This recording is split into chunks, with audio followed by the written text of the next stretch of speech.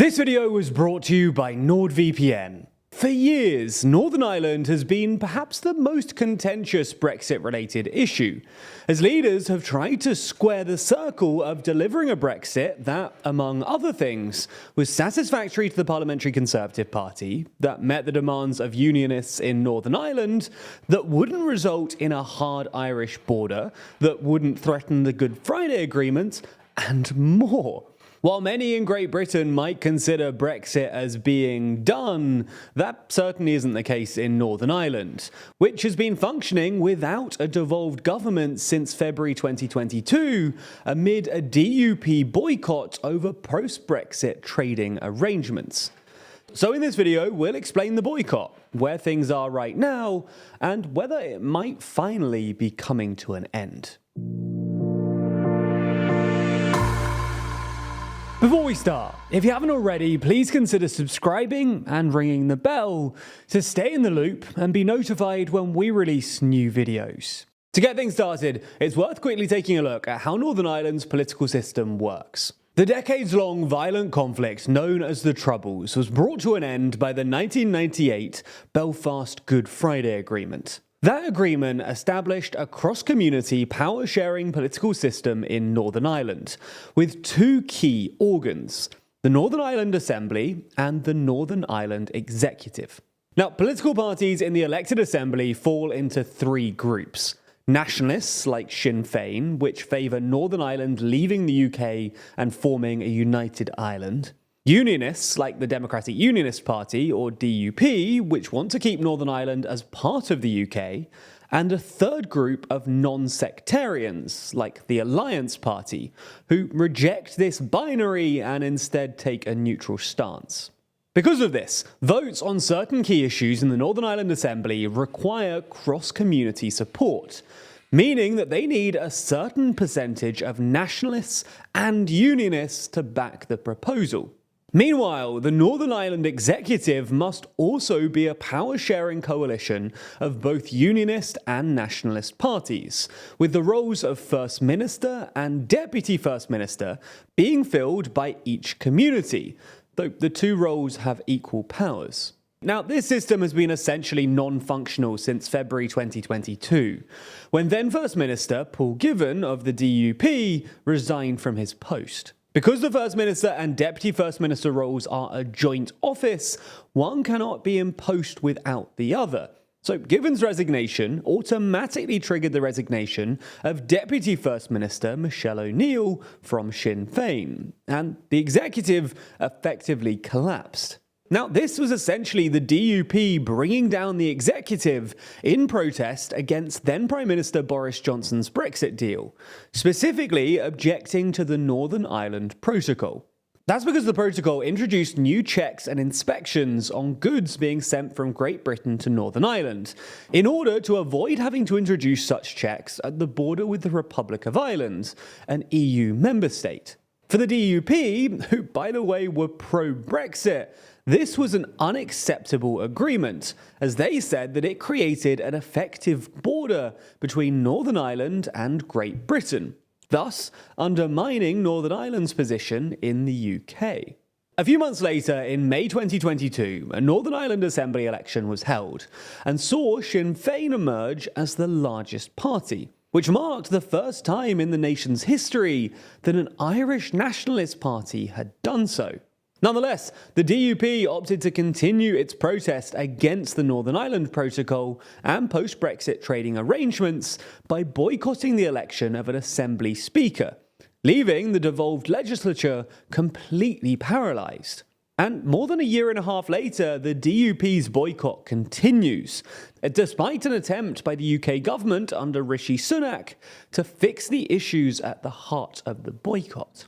Now, Sunak's Windsor framework, announced in February 2023, introduced, among other things, a red and green lane regime for goods crossing the Irish Sea, which came into force at the beginning of October.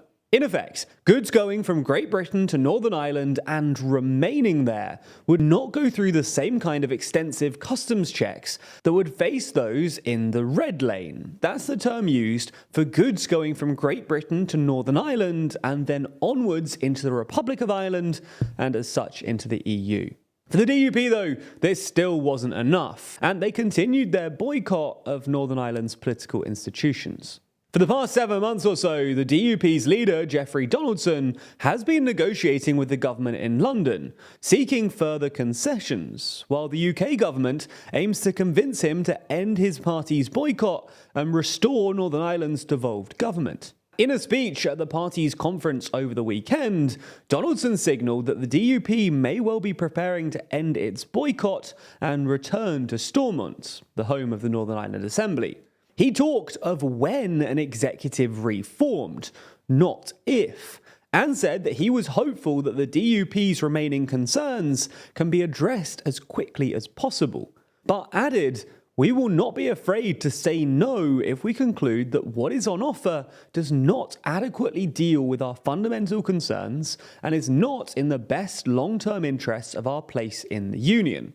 And to be fair, there's good reason for Donaldson and the DUP to seriously consider how much longer their boycott can go on. He even raised the point that for the DUP to make a positive case for remaining in the UK, then it's essential to have a functioning and effective devolved government, adding that when devolved government has been absent, there's been direct rule from Westminster. Quote, "Westminster has imposed laws upon us that are not in tune with the needs or wishes of the people of Northern Ireland." More cynically, the DUP is recognising that its continued boycott may be damaging its popularity and future electoral prospects. DUP insiders reportedly think that the party's 8 UK parliamentary election seats will be at risk if Northern Ireland's political institutions aren't restored by the next general election, including Donaldson's own constituency and that of his deputy leader, Gavin Robinson. But ending the boycott of Stormont won't necessarily be easy, despite Donaldson saying recently that there had been absolutely no dissent within the party over its boycott strategy. That's because it's understood that the DUP's lawmakers in the Northern Ireland Assembly do favour a return to Stormont, while the party's Westminster heavyweights, like MP Sammy Wilson and Lord Nigel Dodds, are against ending the boycott unless they secure ironclad measures from the UK government. Additionally, Donaldson and the DUP face pressure from unionist forces outside of their party. For example, prominent loyalist activist Jamie Bryson wrote to Donaldson to say that any unionist politician returning to Stormont without securing a sufficient resolution to the post-Brexit trade issues would be a collaborator in undermining the union and would ignite significant instability, including mass street protests, adding that grassroots unionists and loyalists would actively electorally campaign against them. Now, Jeffrey Donaldson has since insisted that the DUP won't bow to threats or blackmail. Nonetheless, if his recent comments do signal the beginning of the end for the DUP's boycott, it will still be a long road back to restored power-sharing government in Northern Ireland, with a number of potential roadblocks still in place. In the meantime, civil servants will continue to be responsible for the day-to-day running of Northern Ireland's devolved government, and the political vacuum in Stormont will remain, preventing key policy decisions from being made, legislation from being passed, and leaving public services in great difficulty. With news like this constantly filling the headlines, it's easy to feel like the world is getting less safe. Fortunately though, when it comes to your digital safety, NordVPN has your back. It's an unfortunate reality that online scams and phishing attacks are on the rise at the moment. With us constantly bombarded by emails from our banks, social media accounts, and annoying newsletters we forgot we even signed up to, it's easy to click the wrong thing. And one weak link can compromise security and bring things crashing down. With the protection of NordVPN though, you can use their threat protection features to identify potentially suspicious links. And even if you did reach a suspicious website, NordVPN's data encryption tools will protect against a number of other attacks, including malicious man-in-the-middle breaches.